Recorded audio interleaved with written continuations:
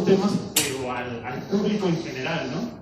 Entonces, el día de hoy tenemos dos pláticas muy interesantes que van a buscar acercar a la gente que no sabe nada de programación, pues todos esos temas, ¿no? Para hacerlo de manera más sencilla.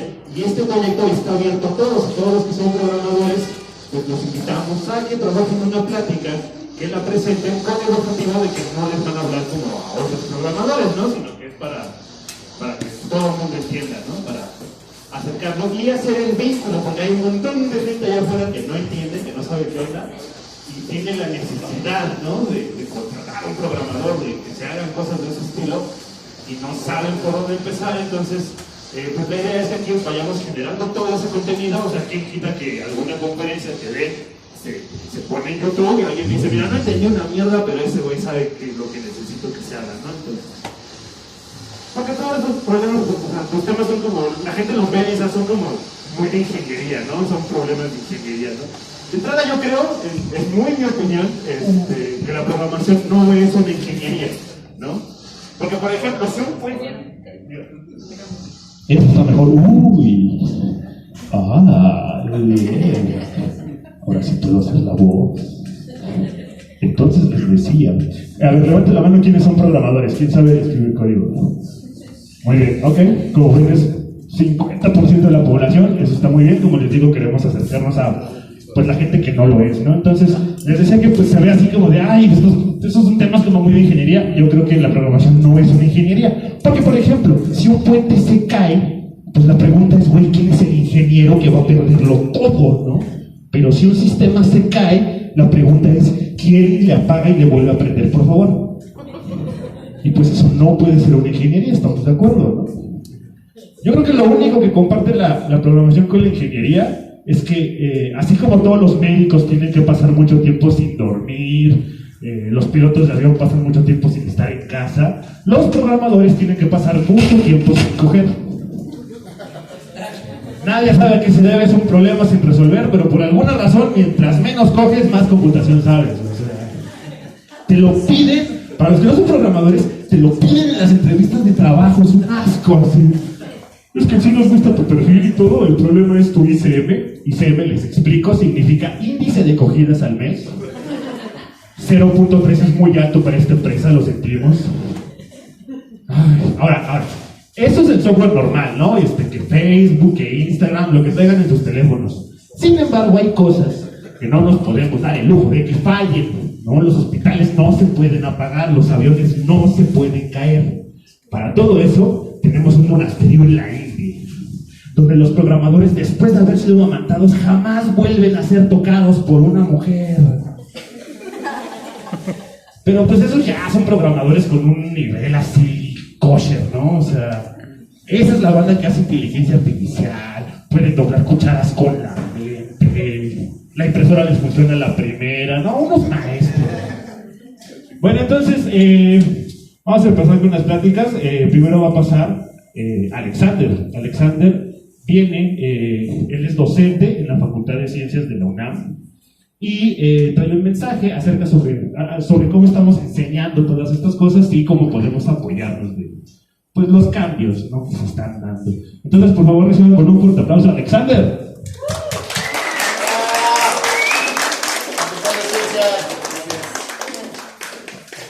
Bueno, pues, digo yo, un poco el pánico escénico todavía no lo he superado del todo.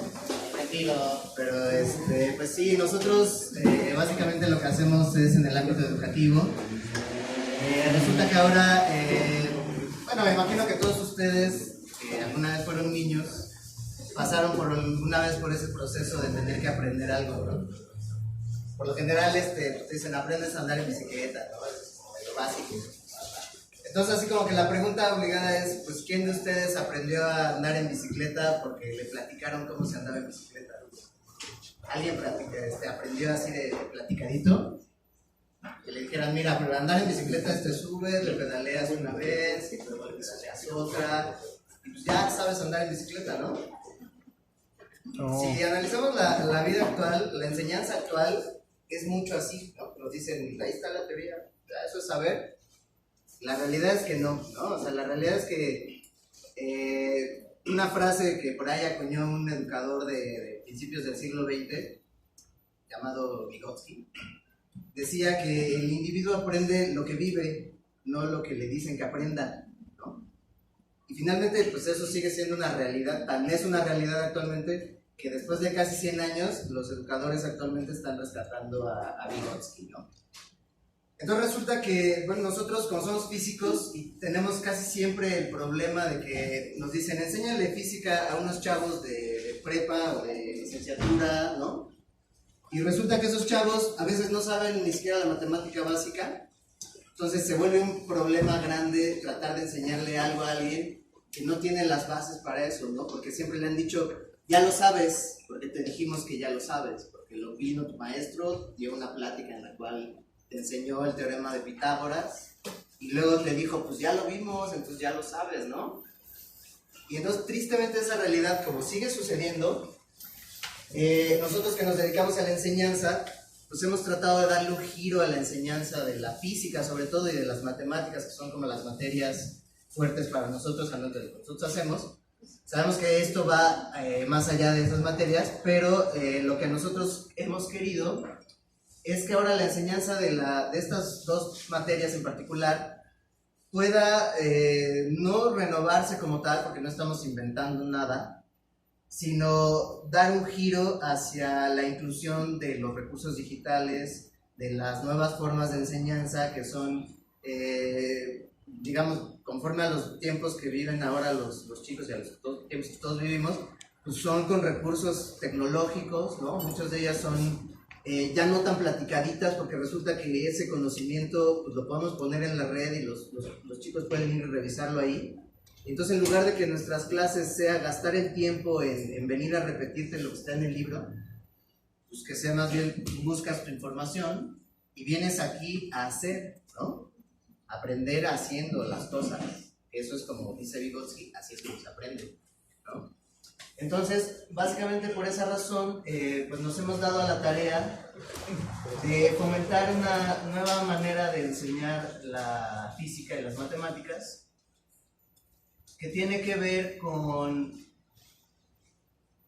implementar ahora estos recursos, ¿no? Entonces, déjenme enseñarles una pequeña presentación que tenemos preparada para ustedes, de cómo se puede ahora, combinando estas nuevas herramientas de enseñanza digital y las herramientas de la programación, en este caso, este ejemplo que les voy a mostrar yo muy particularmente, es el caso de lo que se puede hacer con un software que se llama GeoGebra y con el lenguaje de programación de JavaScript. Entonces, básicamente, GeoGebra es un lenguaje que funciona con objetos, ¿no? Digamos que uno... En GeoGebra uno hace un círculo y ese círculo se convierte en un objeto. Pues resulta que con JavaScript podemos además asignarle a ese objeto ciertos comportamientos que pueden enriquecer su funcionalidad, ¿no? dentro de la aplicación. Básicamente lo que queremos hacer es aplicaciones de problemas, simulaciones de problemas físicos, problemas reales, que le permitan a los chicos y en general a la gente visualizar fenómenos que son difíciles de ver en la vida real y en los laboratorios. Por ejemplo, los campos eléctricos, los campos magnéticos, son cosas, o el campo gravitacional, ¿no? que estamos aquí, son cosas que no se ven, que digamos que para poder percibirlas, uno tiene que hacer una abstracción mental y que muchas veces eso no basta, ¿no? Entonces, hay veces que una animación pues resulta bastante útil, ¿no? No les voy a mostrar eso en particular. Nosotros lo que hacemos, que está en el ámbito de la educación, trata con métodos de enseñanza y aprendizaje de la física y las matemáticas. Nos basamos en métodos experimentales, combinamos lo que son experimentos reales y experimentos virtuales, que son los que se generan a través de las plataformas educativas digitales. Obviamente todo lo que tiene que ver con recursos digitales, iniciación a las ciencias, desarrollo tecnológico, nos gusta hacer estas cuestiones como de robótica, de Arduino, programar cosas, sistemas automatizados. Eso es lo que se puede llevar a un nivel de aprendizaje que nosotros le llamamos aprendizaje lúdico, porque queremos que dé justamente un giro a dejar de ser un aprendizaje en el cual se le exige al alumno incluso tener una actitud así como de mucha seriedad, cuando nosotros creemos que aprender física tiene que ser algo lúdico, algo en lo cual el individuo se divierta y lo interiorice de una manera más efectiva, ¿no? Esa es la idea. Entonces, bueno, aquí la idea es que estos recursos digitales, al combinarlos con GeoGebra, pues adquieren una versatilidad muy grande. Híjole, creo que no se va a ver muy bien. Bueno, este es un video de una construcción en GeoGebra. Aquí se las presento de forma automatizada. Lo que está haciendo esta construcción es generarme una prueba en la cual se le lanza una pregunta al alumno, un punto en el plano cartesiano, y se le presentan dos casillas en las cuales el alumno tiene que ingresar los datos de las correspondientes coordenadas del punto. Si acierta las coordenadas, bueno, mete su número y le da enter. Si acierta la coordenada, le aparece un mensaje que dice: felicitaciones, la respuesta es correcta, o la respuesta en X es correcta, y si acierta la coordenada en Y, le dice: felicitaciones, la coordenada en Y es correcta. En el caso contrario, le aparece un mensaje que le dice: la respuesta es incorrecta, para el caso que sea, ¿no? Aquí les puse una pequeña animación de cómo hice esta construcción. Y finalmente lo que tenemos, lo que quería mostrarles era cómo funciona más o menos esto. Tenemos dos números generados aleatoriamente mediante un comando de GeoGebra. Y después esos dos puntos se utilizan como coordenadas del punto. Estas dos casillas de texto se les van a asignar dos valores booleanos, se crean dos valores booleanos que se van a captar en esas casillas, los cuales que son in y good. In se refiere a que la casilla haya recibido una respuesta, es decir, que el alumno haya ingresado una respuesta en la casilla, y good se refiere a que la respuesta haya estado correcta, ¿sale? Entonces, esos valores booleanos se cargan en el objeto casilla, de tal manera que ese objeto adquiere ahora esta funcionalidad para poder evaluar la respuesta del alumno mediante un condicional lógico. El segundo paso es, se crean los campos de texto, se le asignan dos variables en las cuales se van a almacenar las respuestas, que son ANS-A y ANS-B, y después esas variables almacenadas se van a comparar usando el condicional lógico. Aquí tengo, por ejemplo, el script de Java que se incrusta en la entrada de campo de texto para que haga la comparación. Y si se fijan, ahí bueno, lo que hace es simplemente comparar, ver si el dato es correcto, y si no, pues le saca el mensaje correspondiente. Bueno, aquí la importancia de esto es que obviamente los recursos que se pueden desarrollar con GeoGebra y JavaScript pues tienen una gran versatilidad. Y pues bueno, aquí la aplicación ya está aquí desarrollada, está en internet. Si alguien la quiere ver, la puede encontrar dentro de GeoGebra, en la parte donde están mis recursos digitales. Bueno, aquí les puse el link, pero parece que no me está reconociendo el link. Entonces no me deja reproduccionar la página. Pero bueno, a quien le interese, quien nos quiera ver, le puedo pasar el link. Nosotros estamos en internet con una plataforma educativa que se llama educatec.org. Quería redireccionarlos allá, pero creo que no se va a poder.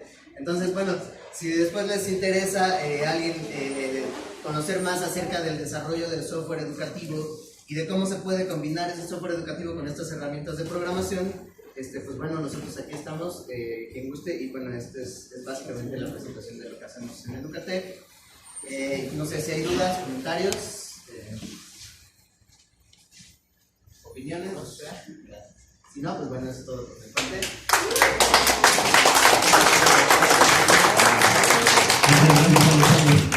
Pues sí, la idea es que al final del evento pues se hace pues, la oportunidad para hacer networking, y pues si tienen como más dudas sobre lo que está haciendo Alexander, pues aquí va a estar para que les pregunten. También quiero comentarles que va a haber unos retos, están proyectados en aquella pared de allá. Esos son retos de PLSQL, me dijeron, que se me hace muy específico PLSQL, de Node y de Java, ¿no?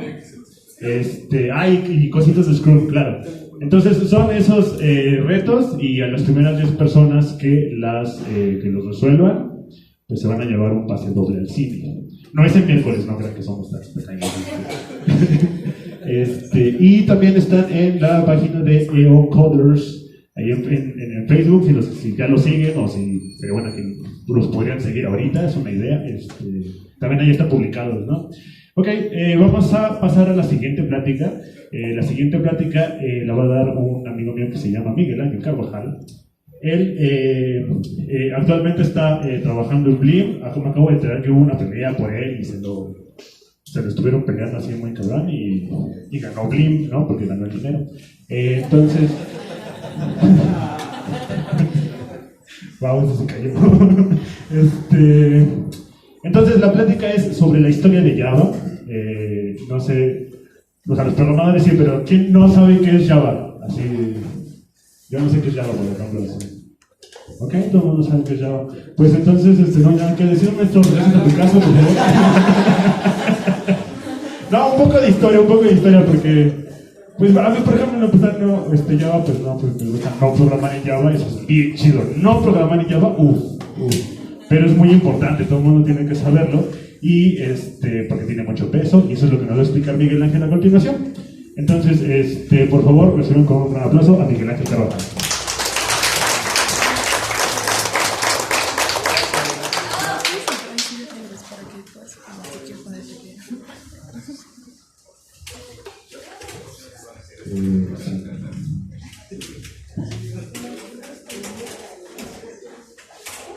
Bueno, y en lo que hacemos tiempo, también vamos a hablar sobre la barra de jabón. La barra de jabón es un gran invento. Ya está, luego se los cuento. Miguel Ángel Carvajal, por favor, te aplauso.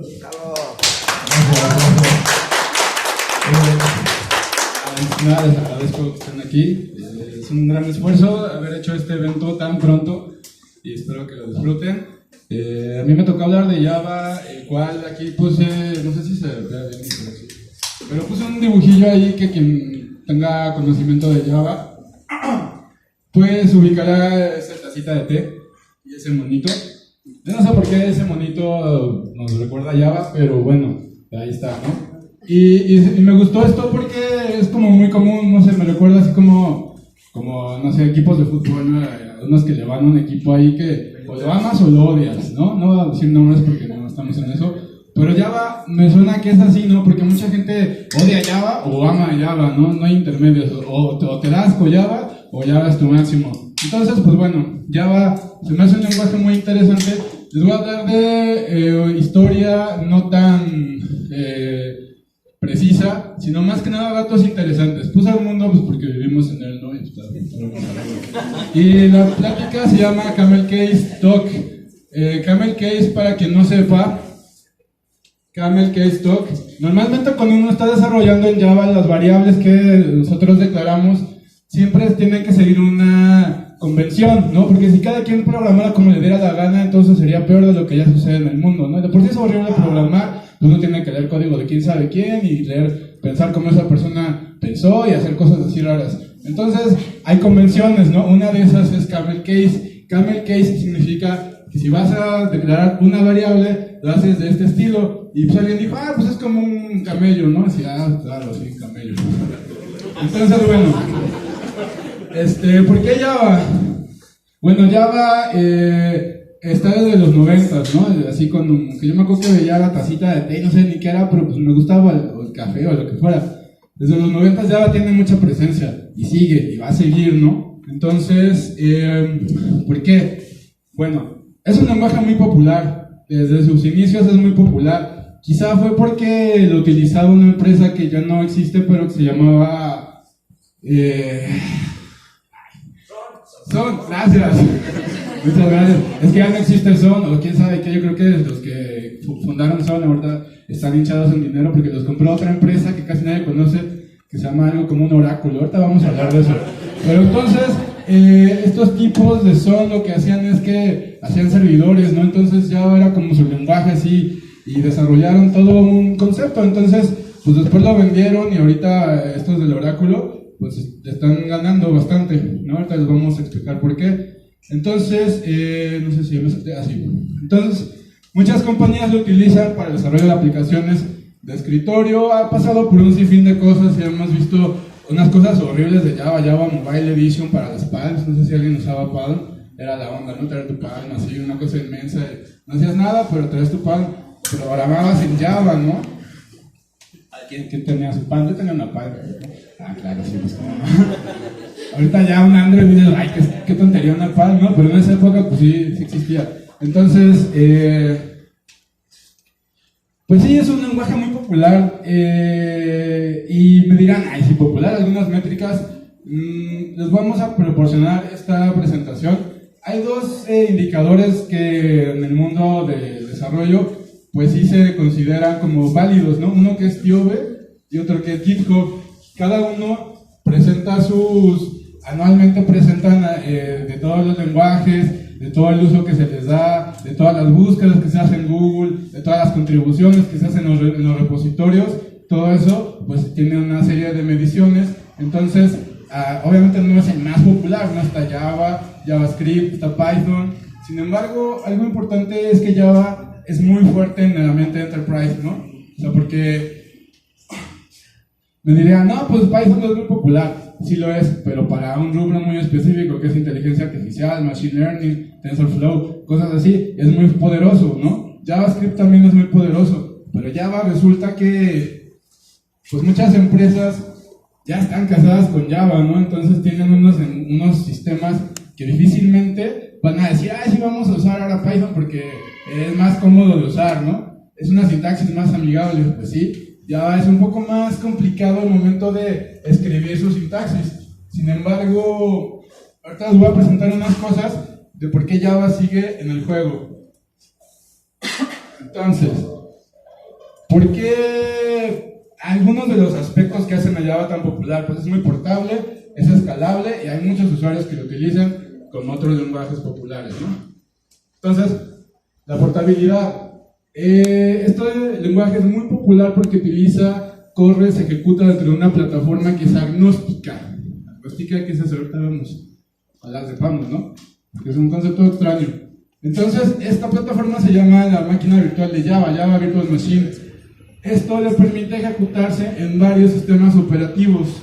Entonces, lo tenemos en Windows, lo tenemos en Mac, lo tenemos en Linux, lo tenemos en todas las versiones de las distribuciones de Linux, en Unix, en BSD, resulta que también en Android existe, ¿no? Entonces Java pues está en todos lados. Agnóstico, ¿qué es eso de agnóstico? Pues que una definición. Agnóstico se refiere al agnosticismo, ¿no? Claro, sí, obvio. Así son en internet, ¿no? Es un adjetivo, se refiere al sustantivo. Pues claro, claramente.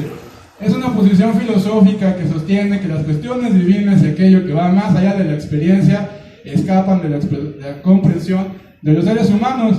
Es decir, los individuos agnósticos afirman que lo divino no es accesible al entendimiento de las personas. Entonces, algo como una plataforma agnóstica es algo que, pues, quizá cómo le hace, pero corre en todos lados, ¿no? O donde nos interese que corra.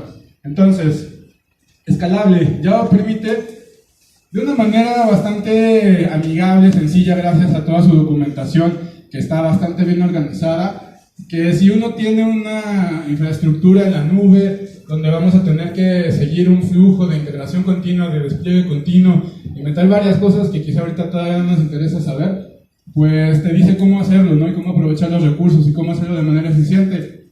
Todos los lenguajes, como, bueno, los que se han utilizado para desarrollar sistemas para Enterprise, para grandes organizaciones, también tienen estas documentaciones, pero a veces es más complicado entenderlas, ¿no? Tienes que ser así ya muy fan de Ruby on Rails, bueno, de Ruby y su framework Ruby on Rails, o C# también, pero también hace cosas muy raras con el .NET. Entonces, bueno, finalmente la comunidad de usuarios, pues además de que hay mucha gente en Stack Overflow y en muchos blogs y demás, pues también es que están en una gran cantidad de lugares y además, pues, como se utilizó para desarrollar aplicaciones para Android, ahorita ya Android como que ya dijo Java no, y mejor Kotlin, pero Kotlin pues más o menos es algo parecido a Java. Algo importante que aquí no les puse, pero que es importante que sepamos, es que Actualmente la última versión de Java ya te cobra por desarrollar, no te cobra como que dependiendo qué vayas a hacer. Si vas a hacer una aplicación de escritorio, te cobra una cantidad como $15 a $30, ¿no? Por mes o por año, creo. Si vas a desarrollar sistemas web, ya te cobra $150 a $300, ¿no? Y si ya quieres usar todas sus herramientas para poder desarrollar, como NetBeans, o sea, todos los entornos, los ambientes donde uno desarrolla y genera código de una manera amigable y sencilla, ya te cuesta como $1000 o algo así, ¿no? Entonces, no se van a ir de la jugada pronto, pero hay que ver cómo lo van a hacer, ¿no? Porque también mucha gente va a decir, sí, ahora que tengo todo en Java, ya me cobras, qué listo. Entonces, ¿qué hay de nuevo? Ya está por salir la versión 13. Es interesante porque a veces, pues, como que cuando uno busca trabajo te dicen, sí, uso la versión 6 de Java, ¿no? Bienvenido al 2000, ¿no? O sea, entonces, les voy a hablar un poco de qué hizo cada cosa y luego les voy a mostrar esto. Entonces me voy a ir un poco rápido, ¿no? Simplemente empecé de la versión 8 porque es como la versión donde ya empezaron a hacer cosas donde de verdad dijimos, mira, ya le están metiendo batalla a otros lenguajes como más enfocados a programación funcional como JavaScript. En un momento Jorge Ramón nos va a mostrar cómo se comporta JavaScript. Era muy distinto a Java, ¿no? De hecho, esa es una de las cosas por las cuales la gente de Java y la gente de otros lenguajes como que traían ese pique, ¿no? Porque decían, es que Java es muy aburrido, ¿no? Porque tienes que declarar todo y tienes que hacer todo de una forma como muy ordenada, pero eso justamente da esa robustez. Aquí entraron ya cosas como expresiones lambda, interfaces funcionales y streams. Esto básicamente, las expresiones lambda, ahorita les voy a mostrar unos ejemplos, voy a mostrar un código de cómo era antes y cómo es ahora, pero es muy interesante porque se basa en el cálculo lambda. Aquí quizá algunas personas sepan qué es el cálculo lambda, es de matemática, es un poco de lógica. Entonces, ya agregó una parte, ya cambió de ser un lenguaje con un paradigma orientado a objetos, porque Java es un lenguaje con un paradigma orientado a objetos, es decir, todo lo maneja como un objeto y todo es como, pues tenemos un objeto de tipo empleado y el empleado pues tiene un nombre, y tiene una edad y tiene un salario, entonces todo eso pues compone un objeto, ¿no? Y ya los mueve y hace varias cosas. Sin embargo, la programación funcional a veces nos da mucha libertad de atacar problemas que normalmente no son tan sencillos de atacar con un paradigma imperativo, ¿no? Un paradigma de primero hago una cosa y luego otra. Quizá si me metiera en qué es programación funcional, no acabaría esta plática. Quizá en una siguiente alguien como el público que aquí conozco podría dar una excelente plática de eso. Es muy bonita la programación funcional, si quieren echen un ojo nomás. Un ejemplo muy bueno es, por ejemplo, para la serie de Fibonacci, cómo se calcula con programación imperativa y con programación funcional. El código es totalmente distinto y es muy bonita la solución de programación funcional. La versión 9 no hace tantas cosas, más bien arregla cosas de la 8 y las mejora. La versión 10 introduce algo que es una inferencia de tipos en variables locales. Ahorita les voy a mostrar un ejemplo. Se llama muy raro eso, ¿no? Entonces solo acuérdense de ese nombre raro. La versión 11 agrega, esa versión 11 es como que arregla la 10 y la mejora, ¿no? Y hace algo como que a los métodos de la clase string, que la clase string es que maneja cadenas de caracteres, le mete unas funciones que hacen más eficiente, así como, no sé, por ejemplo, si tenías una cadena y decías ahora quiero que repitas 3 veces la misma cadena para hacer eso en lenguaje antes de la versión 11, pues tenías que hacer muchas cosas y ya la versión 11 nada más te dice string, punto, repite tantas veces, ¿no? Y ya lo hace. O sea, ese tipo de cosas es lo que ha hecho que Java siga en el juego. La versión 12, a mi parecer, es la más, pues cada versión va a ser más interesante, esperemos, ¿no? Pero esto ya hace un cambio sobre una estructura de control de flujo que es un switch. Todos sabemos que son las estructuras de control de flujo, por ejemplo, los ciclos, ¿no? Un for, un while, así de mientras quieras hacer algo y cumple esta condición o no cumple, pues vas a hacer tantas veces. Entonces, el switch es un caso, ¿no? De si tienes esto, pues dependiendo los casos que yo dé, es lo que vas a hacer. Ahorita vamos a ver un ejemplo también. ya salió la versión 13, ¿no? Ni siquiera sabemos qué hace la versión 8, ya está la 13, ya va a salir en septiembre, ya está probándose y va a hacer cosas interesantes. Entonces, bueno, pues ¿qué significa todo eso que acabo de decir? Las expresiones lambda utilizan interfaces funcionales. Una interfaz ¿alguien sabe qué? O tenemos idea de qué es una interfaz? Porque a veces hablamos de interfaces en todos lados, pero ¿qué es? Una interfaz viene siendo la manera en la que nos podemos comunicar con otro dispositivo o la forma en la que dos dispositivos se comunican entre sí. Esa es una interfaz, grosso modo, ¿no? Puede ser mucho más explícito eso. Entonces, las interfaces funcionales solamente tienen un método dentro, no solamente una cosa hacia adentro. Ya existía una interfaz que hacía eso antes, que era la interfaz Runnable. Yo les puedo pasar más tips.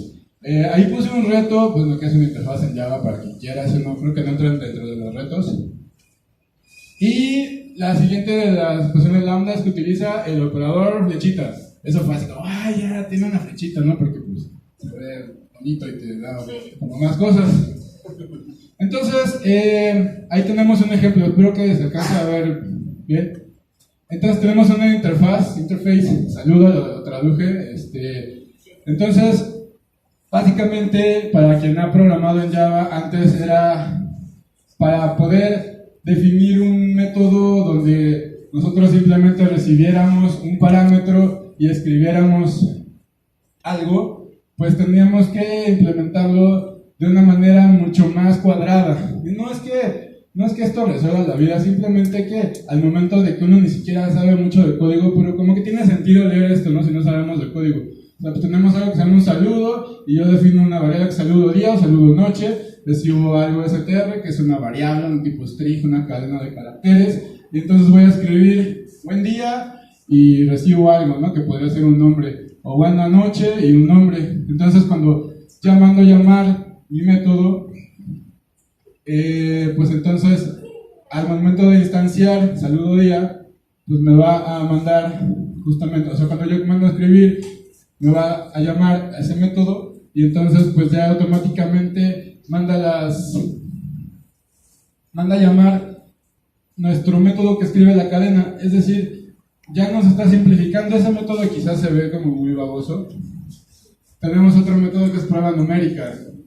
Hay infinidad de expresiones. Entonces, esto más que nada lo que nos brinda es la posibilidad de expresar mucho más y de resolver problemas de una manera más elegante, ¿no? Realmente eso es lo que buscamos cuando desarrollamos y programamos y nos metemos en estos rollos, ¿no? Hacer las cosas bien elegantes, que digas, mira, se ve bonito. Se los voy a dejar porque igual me voy a colgar mucho si sigo explicando eso, pero el último es donde realmente lo vamos a dedicar un poco más. Esta es otra, simplemente no voy a detener tanto en eso porque igual claro me va a decir que ya pare. La otra que hablábamos era la inferencia de tipos sobre variables locales. Eso simplemente fue como escribir algo de una manera muy cuadrada o muy, no sé ni cómo decirle, cómo quieran llamarle a eso, pero antes se hacía así y ahora se hace así.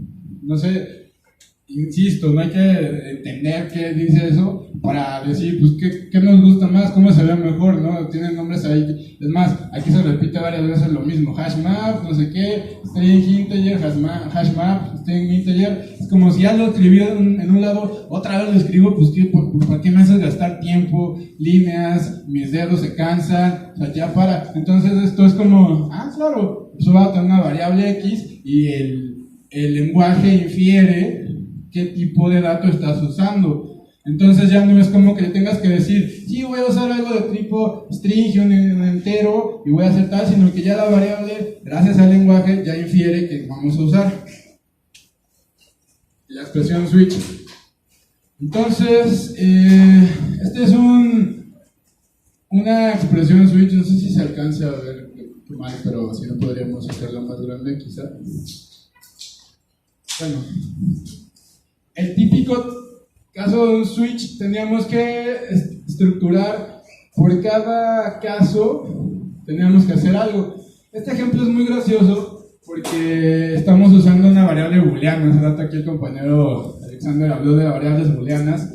¿Saben qué es una variable booleana? ¿Saben a qué nos referimos con eso? Es una variable que solamente cae en álgebra booleana. Que solamente nos puede dar dos estados, o algo es verdadero o algo es falso, ¿no? No hay más, no se puede hacer otra cosa, o es verdadero o es falso. Este ejemplo es muy gracioso porque te usa el caso que es true o el caso que es false y luego le metemos una, esto obviamente es nada más para verlo y oírlo, ¿no? Donde dice file not found es como de, ¿en serio? ¿Vamos a meter otro caso? Bueno, va. Y luego hace algo y luego todavía le mete el default, ¿no? Porque eso era necesario. O sea, tenías que meter un break y otro break. Entonces la sintaxis es horrible, es cansado. Por eso la gente odiaba tanto a Java. Entonces eso pues se puede reescribir de otra forma. Sin embargo, todavía no se veía muy agradable, ¿no?